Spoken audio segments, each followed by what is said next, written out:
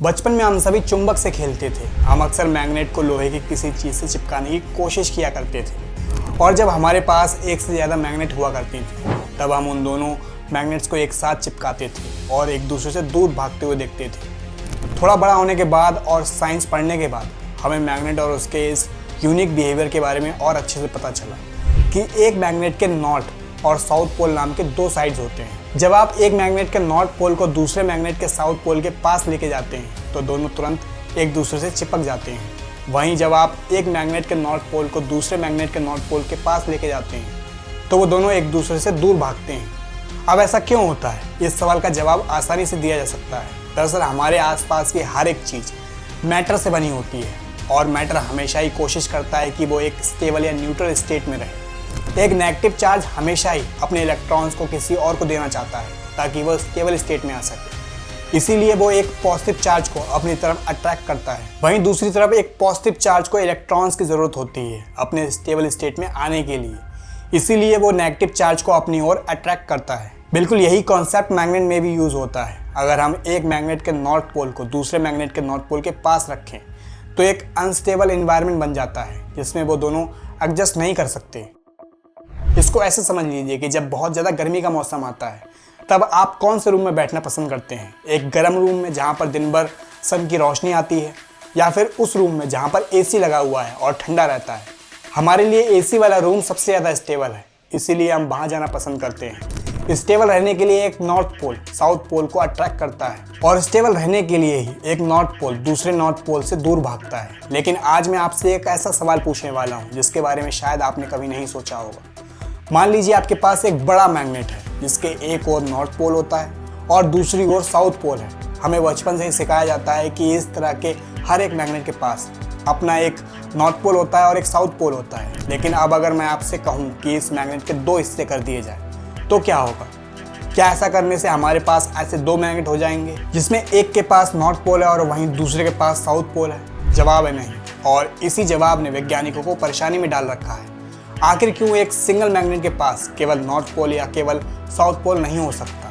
और आपको ये जानकर बड़ी हैरानी होगी कि जिस तरह के साइंटिफिक और मैथमेटिकल सॉल्यूशंस हमें आज तक मिले हैं उस हिसाब से हमारी पूरी दुनिया में ऐसे पार्टिकल्स भरे होने चाहिए थे। लेकिन आज तक इसके होने का एक भी सबूत हमें अभी तक नहीं मिल पाया है। वैज्ञानिकों ने इस तरह के पार्टिकल्स को मैग्नेटिक मोनोपोल का नाम दिया है। तो आखिर मैग्नेटिक दुनिया और कितने रहस्य हमसे छुपाए हुए हैं और क्या हम इनके बारे में कभी जान भी पाएंगे? जानने के लिए वीडियो को एंड तक जरूर देखते रहिए। इन्फ्लेशन, इस शब्द का मतलब ये है कि जब बिग बैंग हुआ था तब हमारी दुनिया का एक्सपेंशन रेट कई गुना ज़्यादा तेजी से बढ़ गया था। यूनिवर्स का साइज चारों दिशाओं में 10⁻26 के फैक्टर से बढ़ने लगा और तो और सब कुछ केवल कुछ ही मिली सेकेंड्स के अंदर ही हो रहा था। दोस्तों, जब पहली बार बिग बैंग थ्योरी रखी गई तब इसके साथ ही इन्फ्लेशन शब्द को भी समझाया गया था ताकि 3 मेजर पैराडॉक्स को समझाया जा सके। ये पैराडॉक्स है the flatness problem, the monopole problem, the horizon problem. अब इन तीनों में से जो मोनोपोल प्रॉब्लम है उसके ऊपर बहुत से वैज्ञानिक ज़्यादा जिज्ञासा से ध्यान नहीं देते क्योंकि मोनोपोल प्रॉब्लम का सलूशन इन्फ्लेशन द्वारा बताया जा सकता है। अब दोस्तों, बात यह है कि ग्रैंड यूनिफाइड थ्योरी में वैज्ञानिकों ने केवल एक थ्योरी की मदद से स्ट्रॉन्ग, वीक और इलेक्ट्रोमैग्नेटिक इंट्रैक्शंस को समझाया है और इसके मुताबिक बिग बैंग के बाद जब हमारा यूनिवर्स जस्ट पैदा ही हुआ था तब वो कंडीशन एक मैग्नेटिक मोनोपोल के लिए सबसे ज़्यादा बेस्ट थी। ऐसा कहा जाता है ना कि जब लोहा गर्म होता है तभी उसे पीटकर तलवार में बदला जा सकता है। इस तरह यूनिवर्स की शुरुआती कंडीशन में मोनोपोल आराम से एग्जिस्ट कर सकते थे और शायद करते भी थे। ग्रैंड यूनिफाइड थ्योरी भी यही कहती है कि आज के हमारे यूनिवर्स में हर एक जगह पर एक मोनोपोल होना चाहिए और इनके साइज भी काफ़ी ज़्यादा बड़े होने चाहिए थे। लेकिन जब हम इन्हें खोजने की कोशिश करते हैं तो एक भी मोनोपोल दिखाई नहीं देता। इससे पहले कि हम ये जानें कि मैग्नेटिक मोनोपोल कहाँ है उससे पहले हमारा ये जानना बहुत ज़रूरी है कि ये सच में एग्जिस्ट करते भी हैं या नहीं। अगर हाँ तो क्या इनकी तरह ही कोई और पार्टिकल भी एग्जिस्ट कर सकता है? जैसे कि मैंने आपको बताया कि एक बार मैग्नेट के अंदर नॉर्थ पोल और साउथ पोल होते हैं और जब आप इस मैग्नेट को दो हिस्से में डिवाइड कर देते हैं तो ये दो नए मैग्नेट्स में बदल जाते हैं जिनके पास अपने अपने नॉर्थ पोल और साउथ पोल होते हैं। इन्हें डाइपोल्स भी कहा जाता है। लेकिन इस तरह से नॉर्थ पोल और साउथ पोल को तोड़कर हम मैग्नेटिक मोनोपोल नहीं बना सकते। मैग्नेटिक मोनोपोल से मेरा मतलब है कि हम एक मैग्नेट को बीच से तोड़कर उसके साउथ पोल या नॉर्थ पोल को उससे अलग नहीं कर सकते। अब यह एक्सपेरिमेंट एक सवाल को जन्म देता है कि क्या हम मोनोपोल को बना भी सकते हैं? या फिर बस मजे के लिए वैज्ञानिक ने इसका नाम दे दिया है? इसका जवाब है ब्रह्मांड में इस तरह के मोनोपोल पार्टिकल बिल्कुल एग्जिस्ट कर सकते हैं। इलेक्ट्रिक चार्ज और मैग्नेटिक चार्ज बहुत से मामलों में सेम होते हैं। इस तरह एक इलेक्ट्रिक फील्ड और एक मैग्नेटिक फील्ड भी बहुत से मामलों में सेम होती हैं। लेकिन एक चीज़ हमें पक्के तौर से पता है, वो ये है कि इलेक्ट्रिक चार्ज और इलेक्ट्रिक फील्ड के अंदर इलेक्ट्रिक मोनोपोल एग्जिस्ट कर सकते हैं। मैं बात कर रहा हूँ इलेक्ट्रॉन्स की। अगर आप एक इलेक्ट्रॉन के अराउंड फील्ड लाइंस बनाएंगे तो देखा जा सकता है कि वो लाइन इलेक्ट्रॉन के अंदर की तरफ जा रही होती हैं। वो इसलिए क्योंकि इलेक्ट्रॉन्स के पास केवल एक नेगेटिव चार्ज होता है। बिल्कुल इसी तरह से ऐसे पार्टिकल भी हैं जिनके अंदर केवल पॉजिटिव चार्ज एग्जिस्ट करता है, जैसे कि प्रोटॉन। वहीं अगर आप एक मैग्नेट के फील्ड लाइंस को ऑब्जर्व करोगे तो उसके फील्ड लाइंस एक क्लोज लूप में होते हैं। वहीं इलेक्ट्रॉन्स और प्रोटॉन के फील्ड लाइंस पूरी तरह से ओपन होते हैं।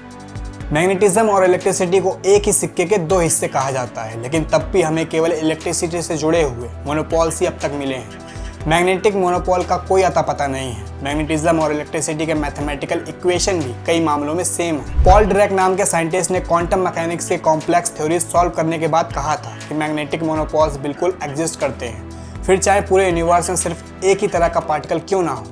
अब फिर यहाँ सवाल आता है कि आखिर क्यों हम इन मोनोपोल को ढूंढ नहीं पा रहे हैं और क्यों हम एक्सपेरिमेंट के द्वारा इन्हें लैब में बना नहीं पा रहे हैं। इसकी सबसे पहली परेशानी तो ये है कि ग्रैंड यूनिफाइड थ्योरी के मुताबिक मैग्नेटिक मोनोपोल्स बहुत ही बड़े होते हैं, उन्हें लैब में बना पाना नामुमकिन है। एक मैग्नेटिक मोनोपोल का मास बहुत ही ज़्यादा होगा और जितने ज़्यादा मास होगा उसे बनाने के लिए उतनी ही ज़्यादा एनर्जी लगेगी। चलिए मान लेते हैं कि इंसानों द्वारा इसे भले ही नहीं बनाया जा सकता है, लेकिन बिग बैंग के बाद बहुत सारे मैग्नेटिक मोनोपोल्स बने होंगे जो पूरी दुनिया में फैले हुए होंगे, जो हमें दिखाई देने चाहिए थे। बस इसी सवाल का जवाब देने के लिए इन्फ्लेशन थ्योरी सामने है।